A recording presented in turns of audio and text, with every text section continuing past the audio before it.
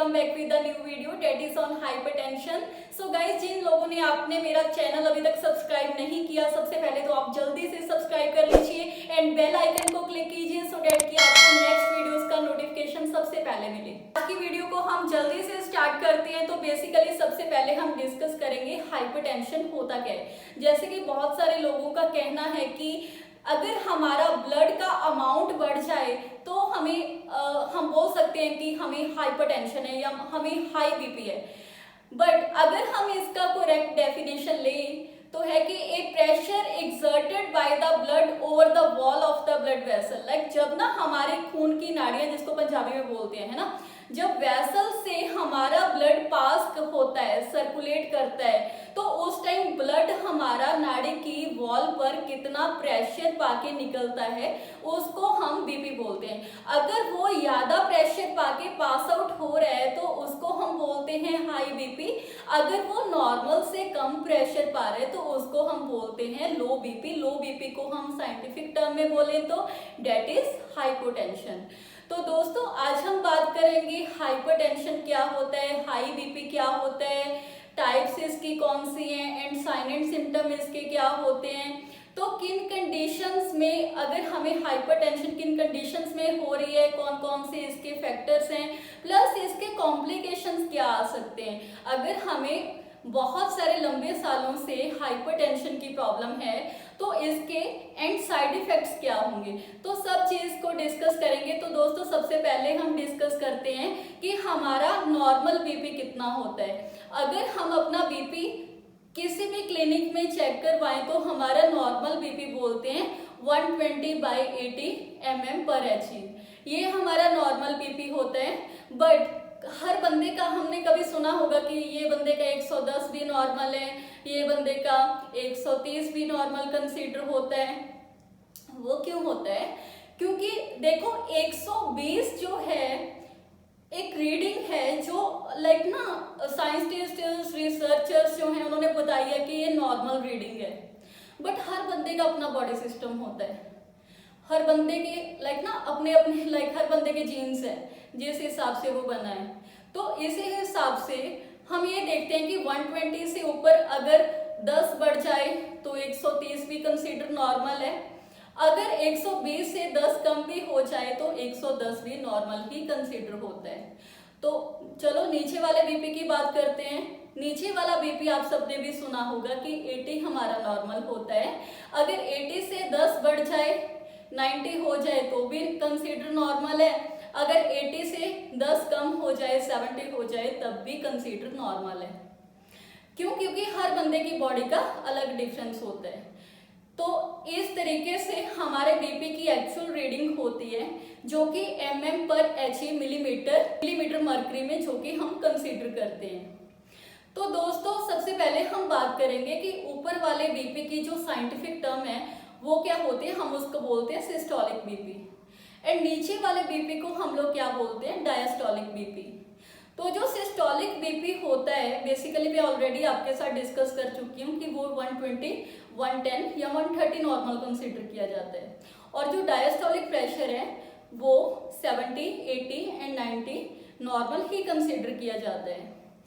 तो नेक्स्ट हम बात करेंगे अभी कि इसके बेसिक कौन कौन से सिम्टम्स होते हैं जिसके हिसाब से डॉक्टर्स डायग्नोज करते हैं कि ये बंदे को हाइपरटेंशन हो सकती है। तो दोस्तों सबसे पहले तो मैं बात करती हूँ कि हाइपरटेंशन के जितने भी पेशेंट है ना, आपने बहुत सारे ऐसे पेशेंट को सुना होगा कि जिन लोगों का बीपी हाई होता है but patient normal he react करता है, उसको पता ही नहीं होता कि उसका बीपी हाई है ना। तो हम बोल सकते हैं कि साइलेंटली उसका बीपी बढ़ता है। हम लाइक हार्ट में भी देखते हैं अभी कि उस बंदे का बीपी की प्रॉब्लम थी, एकदम हार्ट अटैक आ गया उसको, है ना। वो क्या होते हैं, साइलेंट किलर उसको बोलते हैं कि कभी कभी बीपी बढ़ता है, इतना बढ़ता है कि बंदे को पता नहीं चलता कि उसका बीपी बढ़ा हुआ है। तो अभी नेक्स्ट बात करते हैं। हाँ, फ्यू केसेस में ऐसा होता है कि बंदे को ज्यादा बीपी बढ़ने से हेडेक भी होती है, शॉर्ट हेडेक जिसको सिर दर्द बोलते हैं, एंड शॉर्टनेस ऑफ ब्रेथ होती है जिसको हम बोलते हैं सांस लेने में थोड़ी दिक्कत होती है उसको। तो ये रेस्पिरेटरी रेट उसको कम बोल सकते हैं कि रेस्पिरेटरी रेट थोड़ी कम हो जाती है उसकी। तो इस केस में डॉक्टर को भी पक्का नहीं होता कि बंदे को हेडेक हो रही है एंड ब्रीथिंग थोड़ा डिफिकल्टी है इसको, कि इसको हाई बीपी ही होगा, क्योंकि इस तरीके की बहुत सारी और भी कंडीशंस हैं जिसमें हेडेक होती है और ब्रीदिंग डिफिकल्टी होती है। तो बेसिकली अगर इसको टाइम पर ना डायग्नोसिस किया जाए तो क्या होगा कि बंदे का ना जब बीपी बढ़ता है तो कई बार लाइफ थ्रेटनिंग कंडीशन भी हो जाती है, बंदे की जान भी जा सकती होती है, बट बंदे को पता ही नहीं होता कि उसका बीपी हाई है।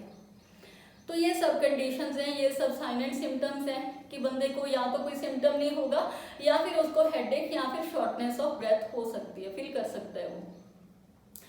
तो नेक्स्ट हम बात करेंगे कि भाई कौन कौन से फैक्टर हैं जिसके साथ ये बीपी बढ़ता है, क्योंकि हम लोगों को भी कई बार पता नहीं होता कि यार बीपी बढ़ता है ना, बट मेरी फैमिली में तो ऐसी कोई हिस्ट्री है ही नहीं थी जिसका बीपी बढ़ता था, जिसकी वजह से मेरा भी बढ़ रहा है। तो दोस्तों एक एक करके हम डिस्कस करेंगे। सबसे पहले एज फैक्टर होता है कि कई बार ना 60 या 60 अबव वाले लोगों को जब जब उनकी एज बढ़ती है तो उसके हिसाब से उनके बीपी में चेंजेस आने शुरू हो जाते हैं। आप लोगों ने भी सुना होगा कि जब हम अपना बीपी 110, 120, 130 ऊपर वाला कंसीडर कर लेते हैं सिस्टोलिक बीपी की नॉर्मल है। जिन लोगों को 10 साल से बीपी की प्रॉब्लम है, अगर वो डॉक्टर के पास जाएं, उनका बीपी 140 है आज के टाइम पर, मेडिसिन खा रहे हैं बट 140 है, तो हम तो बोलेंगे उसको हाइपरटेंशन। बट डॉक्टर्स के अकॉर्डिंग क्या होता है कि अगर भी आपका 10 साल से बढ़ रहा है ना तो 140 बीपी भी आपका नॉर्मल बीपी ही कंसीडर होता है, क्योंकि उस बंदे को उस जगह पर टिक जाता है बीपी, ठीक है। बट उस बंदे को हाइपरटेंशन की कोई सिम्टम नहीं आती, ना ही हाइपरटेंशन कुछ इस तरीके की प्रॉब्लम आती है कि बंदे को एकदम हार्ट अटैक हो जाए, ऐसा कुछ नहीं है। तो बेसिकली एज का ध्यान रखने की इतनी ज़रूरत है कि 60 टू अबव ये लोगों को होता है, तो उन केसेस में लो सॉल्ट डाइट वो ले सकते हैं, क्योंकि सॉल्ट ही ऐसा एक फैक्टर है जिसमें हमारा जो फ्लूइड हम लेते हैं ना, पानी पीते हैं, वो सॉल्ट उसको अंदर रिटेन कर लेता है। जितना फ्लूइड उतना जमा होएगा, जितना फ्लूइड हमारा जमा होएगा तो उस केस में उतना ही हमारा ब्लड का प्रेशर बढ़ जाएगा। तो दूसरी हम बात करते हैं रेस फैक्टर। जो रेस फैक्टर जिसको हम बोलते हैं, पंजाबी में बोलते हैं ना कि नस्ल के तौर पर भी हमें बहुत सारी प्रॉब्लम्स आ जाती हैं। तो जैसे कि आपने देखा होगा जो नीग्रोस होते हैं, है ना, उनका जो बेसिकली देखा जाए ना, रिसर्चर्स ने ये फाइंड आउट किया है कि जो नीग्रोस होते हैं, ब्लैक पीपल होते हैं, उन लोगों का BP as comparative to other people ज़्यादा बढ़ता है। तो थर्ड हम जो फैक्टर की बात करेंगे डेट इज फैमिली हिस्ट्री। तो बहुत सारे केसेस में ना अगर आप बीपी बढ़ने से डॉक्टर के पास जाओ, 2-3 रीडिंग्स आपकी हाइपरटेंशन की आ जाए कि भाई आपका बीपी बढ़ा है ना, तो उस केस में डॉक्टर हमारे से जरूर पूछते हैं कि भाई आपके पहले भी किसी को प्रॉब्लम है, आपके मदर फादर ग्रैंडफादर या आगे। तो इस केस में क्या है कि अगर हमारी फैमिली में किसी पर्सन को हाइपरटेंशन है तो उस केस में हमें भी आगे चलकर हाइपरटेंशन हो सकती है, तो ज़्यादा चांसेस बढ़ जाते हैं। तो फोर्थ फैक्टर की बात करेंगे जिन लोगों को ओबेसिटी होती है। ओबेसिटी हम किसको बोलते हैं? जो बंदे ओवरवेट हों, जिनका वेट ज़्यादा हो। तो आपने देखा होगा कि जो बंदे के ना वेट ज़्यादा होते हैं, हमारे से ज़्यादा डबल खाते हैं, वो हमारे से ज़्यादा भूख लगती है। क्यों? क्योंकि उनके ना एक्चुअली जो फैट सेल्स होते हैं, अंदर जो भी सेल्स हैं, उनका साइज बड़ा हो जाता है, इसलिए वो मोटे होते हैं ना। जो साइज अभी बड़ा होता है तो उनको अभी ऑक्सीजन एंड न्यूट्रिएंट्स भी ज़्यादा चाहिए ना। एक नॉर्मल सेल का साइज इतना है, इतना बड़ा होगा तो ऑब्वियसली ज़्यादा चाहिए उसको। तो अभी हार्ट को तो आगे पता नहीं है कि आगे उसका साइज इतना बड़ा है, क्योंकि हार्ट के पास अभी ब्रेन नहीं है ना, उसके पास माइंड नहीं है सोचने के लिए। तो इस केस में क्या हुआ कि ब्लड वेसल को पता है ये चीज़, ब्लड वेसल ने उसको जो नाड़ी है उसने सप्लाई करनी है उसको कि इतनी ऑक्सीजन इतना न्यूट्रिएंट्स, बड़े प्रेशर से वो सप्लाई करेगी। हार्ट जब पंप करेगा, जिसके साथ नाड़ी जुड़ी है अभी, तो अगर वो अपना पंप कर रहा है तो प्रेशर ज़्यादा है, उसके आगे प्रेशर ज़्यादा है तो हार्ट के ऊपर भी पीछे से प्रेशर पड़ेगा। जब प्रेशर पड़ेगा तो उसकी जो लाइनिंग होती है ना, जो इसकी वॉल होती है, जो कवरिंग होती है, उसके ऊपर प्रेशर पैने की वजह से हार्डनिंग हो जाएगी, लाइनिंग की हार्ड हो जाएगी वो। अभी सेकंड टाइम तो ये चीज़ फिर चल रही है, फिर चलेगी तो उन पेशेंट्स को मोस्टली हार्ट अटैक की प्रॉब्लम्स आती है। और आपने भी देखा होगा बहुत सारे लोग बोलते हैं कि भाई इतना मोटा था, इतनी डिफिकल्टी से सांस लेता था, आज उसको हार्ट अटैक हो गया। बहुत केसेस में आपने भी सुना होगा। तो नेक्स्ट हम बात करते हैं फिजिकली जो बंदे एक्टिव कम होते हैं, ये चीज़ आपने भी बहुत बार देखी होगी कि जो बंदों को ना लाइक जो बिजनेसमैन होते हैं या किसी जगह पर ऑनर होते हैं, मैं बोल सकती हूँ कि किसी जगह का पर प्रिंसिपल या कोई हायर डेजिग्नेशन पर हो, तो उन केसेस में क्या होता है कि जब उनकी बॉडी फिजिकली एक्टिव इतनी नहीं होती है तो उस केस में आराम जब लेता है ना तो हार्ट रेट उसकी तेज हो जाती है। बाकी लोगों की अगर हम कंपैरिजन करें उसके बदले उसकी हार्ट रेट फास्ट हो जाती है। और जब हार्ट रेट फास्ट उतनी अभी जल्दी से अभी सप्लाई करेगी, अगेन हार्ट के ऊपर प्रेशर पड़ेगा। हार्ट की तो लाइनिंग की पहले ही हार्डनिंग हुई है, पहले वो सख्त है ना, तो पीछे की तरफ अगर प्रेशर गया अभी तो क्या हुआ, फिर हार्ट अटैक इमीडिएट बंदे को हो सकते हैं उस केस में भी। तो नेक्स्ट हम बात करेंगे जो लोग अभी टबैको का यूज करते हैं। बहुत सारे लोगों को आपने सुना होगा ना टबैको का यूज करते हैं। वो टबैको में बेसिकली केमिकल्स होते हैं। वो केमिकल्स क्या करते हैं, जो नाड़ी होती है ना, जिसमें बोला है मैंने स्टार्टिंग में कि अगर जब ब्लड सर्कल करता है तो उसकी वॉल पर कितना प्रेशर पड़ता है उसका, अगर ज़्यादा पड़े तो हाइपरटेंशन है, उस नाड़ी को सुंगड़ने का काम करता है, नैरो कर देता है, उसका साइज कम कर देता है। अभी हार्ट ने तो उतना ही ब्लड भेजना है जितना वो पहले भेजता है, उसको मतलब नहीं है कि वो नैरो होगी, पतली होगी, कैसे होगी, ठीक है। तो उस केस में क्या होगा, अभी पतली चीज से किसी चीज को निकलना होगा तो आपको भी पता है ज्यादा प्रेशर पाके निकलेगी उस पर, ठीक है, ज्यादा प्रेशर पाके निकलेगी, अगेन उसको भी हाइपरटेंशन की प्रॉब्लम, उसका भी बीपी बढ़ेगा। तो tobacco is also one of the reason to increase BP. तो नेक्स्ट हम बात करेंगे कि जो लोग अभी टबैको का किसी ने यूज किया है ना, कोई फिजिकली अभी इनएक्टिव है, तो ये सब अभी कारण है, फैक्टर्स है, हम बोल सकते हैं कि मेन फैक्टर्स जो रिस्पॉन्सिबल है इस कंडीशन के लिए। तो नेक्स्ट हम बात करेंगे कि अभी कौन कौन से टाइप्स हैं जिसमें से बीपी इंडिकेट होता है। सबसे पहले तो है प्राइमरी हाइपरटेंशन और दूसरी है सेकेंडरी हाइपरटेंशन। प्राइमरी हम किसको बोलते हैं, जो भी स्टार्टिंग फेज में हो, प्राइमरी स्कूल्स भी देखे हैं, प्राइमरी का मतलब क्या होता है, स्टार्टिंग फेज में। सेकेंडरी, दूसरी सेकेंडरी है जो उसका मतलब क्या होता है कि प्राइमरी की वजह से कोई कंडीशन अभी सेकेंडरी हुई है। तो प्राइमरी की बात करेंगे सबसे पहले, इसमें कोई आइडेंटिफिएबल फैक्टर नहीं होता, हम किसी चीज को कारण नहीं मान सकते कि भाई ये कारण दे करके बंदे का बीपी बढ़ रहा है। अभी कोई कारण रिस्पॉन्सिबल नहीं होता, बट बंदे का बीपी राइज करता है, बढ़ता है वो। और सेकेंडली हम बात करेंगे सेकेंडरी हाइपरटेंशन। सेकेंडरी हाइपरटेंशन में बहुत सारे और बीमारियां हो सकती हैं, बहुत सारी मेडिसिन हो सकती हैं जिनकी यूज की वजह से बंदे का बीपी बढ़ सकता है। सबसे पहले तो मेडिसिन की बात करूंगी, ठीक है।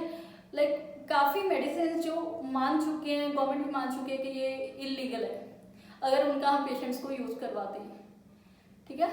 तो वो है, एक तो कोकीन है, सेकंड है एसिटामाइनोफेन, और आपने भी ये सॉल्ट बहुत बार यूज़ किए होंगे, हो सकता है। तो ये भी एक मेन कारण है बीपी के बढ़ने का। तो नेक्स्ट हम बात करेंगे बीमारियां भी कौन कौन सी हैं, है ना। तो अगर हम डिजीजेस के बारे में बात करें, कौन कौन से बीपी को हाई करने में जिम्मेवार होते हैं, रिस्पॉन्सिबल होते हैं। सबसे पहले तो किडनी का डिजीज, अगर किडनी को कोई भी प्रॉब्लम है तब भी हमारा डेफिनेट बीपी बढ़ेगा, तब भी वो बंदा हाइपरटेंशन का पेशेंट डेफिनेटली होएगा। Next is thyroid disease. Thyroid को हमारे कोई भी प्रॉब्लम हो, उस केस में भी आपने बहुत सारे लोगों का 99% लोगों का सुना होगा कि भाई उसको हाइपरटेंशन है। नेक्स्ट इज किडनी के ऊपर आपने सुना होगा, साइंस पढ़ी होगी आप सबने भी, एड्रिनल ग्लैंड होता है। अगर एड्रिनल ग्लैंड का कोई भी डिजीज हो, एड्रिनल ग्लैंड में ट्यूमर हो, तो उस केस में भी बंदे को हाइपरटेंशन की प्रॉब्लम होती है। तो इसके बिना भी है जो है बर्थ कंट्रोल को यूज करने के लिए ली जाती है। इसके बिना over the counter pain killers हम कोई भी लेते हैं, डॉक्टर की सलाह के बिना हम किसी भी ड्रग स्टोर से मेडिसिन ले लेते हैं, उसको हम ओवर द काउंटर मेडिसिन बोलते हैं। अभी मैं over the counter medicine pain killer की बात कर रही हूँ, ठीक है। तो ये सब था, ठीक है, कि हम प्राइमरी एंड सेकेंडरी में कैसे उसको डिवाइड करते हैं। अगर आप हाइपरटेंशन के पेशेंट हो, या तो आपको प्राइमरी हाइपरटेंशन होगी या फिर सेकेंडरी हाइपरटेंशन होगी, राइट। बट इसका जो समाधान है यही है, रेगुलर अपना बीपी चेकअप करो और अपना मेडिसिन जो आपको डॉक्टर ने सब्सक्राइब किया है उसको टाइम पर लेना चाहिए, सो डैट कि आपका बीपी कंट्रोल रहे। अभी दूसरी बात करेंगे कि बीपी कैसे आइडेंटिफाई करते हैं। अगर सपोज करो मेरा आज बीपी बढ़ जाता है, राइट, कल नहीं था बीपी बढ़ा, हो सकता आने वाले कल भी ना हो, बट मैं डॉक्टर के पास चले गई, बट डॉक्टर मुझे हाइपरटेंशन, हाई बीपी की प्रॉब्लम डिक्लेयर नहीं करेंगे। क्यों? क्योंकि काफ़ी फैक्टर हो सकते हैं एक दिन के बीपी बढ़ने के, बट ज़रूरी नहीं है ना कि मेरा रोज़ ही बीपी बढ़ता है। तो उस केस में डॉक्टर भी बोलते हैं कि भाई 3 दिन या तो हॉस्पिटल में एडमिट हो जाओ, रेगुलर आपका बीपी चेक होगा, या फिर 3 दिन रेगुलर यहाँ पर आ जाना, या किसी नेड़े तेड़े क्लिनिक पे आप चले जाना, वहाँ पे आप बीपी अपना चेक करवा सकते हो। तो इस तरीके से अगर 3 दिन रेगुलर हमारा बीपी हाई आता है, देन डॉक्टर हमें डिक्लेयर करते हैं कि भाई you are a patient of hypertension, आपको हाइपरटेंशन की प्रॉब्लम है। अगर कभी कभी बढ़ता है तो उसको हम हाइपरटेंशन के अंडर कंसीडर नहीं करते। तो ये तो बात होगी जी कि किस तरीके से होता है प्राइमरी एंड सेकेंडरी हाइपरटेंशन, और कहाँ पर अगर कोई कंडीशन हो तो हमें किस चीज़ में डॉक्टर के पास जाना चाहिए। तो अभी इसका जो एंड होता है ना वो ये है कि अगर हमें हाइपरटेंशन लंबे समय से है, कोई बंदा अल्कोहल ज़्यादा पी रहा है, कोई बंदा स्ट्रेस ज़्यादा ले रहा है, स्ट्रेस की वजह से उसकी अनहेल्दी डाइट है, राइट, तो ये सब चीज़ें हैं। क्रॉनिक डिजीज भी हो गया, किसी बंदे को लंबे समय से कोई बीमारी है उसकी वजह से भी उसका बीपी हाई हो सकता है, बट लंबे समय से बीमारी जरूरी नहीं है, हो सकता कोई भी हो, बट किडनी डिजीज अगर लंबे समय से है, हार्ट का डिजीज उससे लंबे समय पे है, स्ट्रोक उसको लंबे समय से है, तो इन कंडीशंस में उसका बीपी हाई हो सकता है। बट इसके कॉम्प्लिकेशंस क्या क्या हैं? अगर 10 साल से 20 साल से 15 साल से बीपी की प्रॉब्लम है, बट बीपी दवाई से कंट्रोल नहीं हो रहा, कंट्रोल होना जरूरी है। अगर कंट्रोल है तो कोई भी प्रॉब्लम नहीं आती, अगर कंट्रोल नहीं है तो क्या क्या प्रॉब्लम्स आ सकती हैं। ये सबसे बड़ी एक इम्पॉर्टेंट पार्ट है इस टॉपिक का। तो सबसे पहले तो ये है कि हार्ट अटैक हो गया, ठीक है, हार्ट फेलियर हो गया, ये सबसे मेजर हमारे कॉम्प्लिकेशंस है कि बंदा एकदम साइलेंटली डेड। नेक्स्ट स्ट्रोक हो गया, ब्रेन का एकदम से अटैक हो गया, ब्रेन को ऑक्सीजन बंद हो गई, ब्रेन का अटैक हो गया, ये भी बहुत बड़ी सीरियस कंडीशन है जिससे बंदा एकदम डेड हो सकता है। तो इसके बिना जो है एन्यूरिज्म हो सकते हैं, खून एक जगह पर इकट्ठा हो सकता है। तो ऐसे ही बहुत सारे कारण हैं जिनके लिए बीपी बढ़ता है और जिसके साइड इफेक्ट इतने गहरे साइड इफेक्ट होते हैं जिसके साथ हमारी जान भी जा सकती है। तो गाइस होप सो मैंने आपको ये टॉपिक बहुत अच्छे से क्लियर किया। तो आगे भी हम बहुत अच्छी अच्छी वीडियोस लेके आने वाले हैं आपके लिए हेल्थ के रिलेटेड। जो बंदा हेल्थ के लिए अवेयर रहना चाहता है कि इस तरीके की नॉलेज मुझे डे बाय डे मिले, तो वो मेरे चैनल को जरूर आप सब्सक्राइब कर सकते हो। और जो बंदे अभी साइंस की स्टडी कर रहे हैं उनके लिए भी मेरी वीडियोस डेफिनेटली हेल्पफुल होंगी। तो आगे भी इसी तरीके के कॉन्टिन्यूएशन पे हम चलेंगे। सब्सक्राइब करना ना भूलना, और सेकेंडली लाइक एंड कमेंट जरूर करना इस वीडियो पे, और कमेंट करके बताना कि आपको ये वीडियो कैसी लगी। At the end I want to thanks to all of you.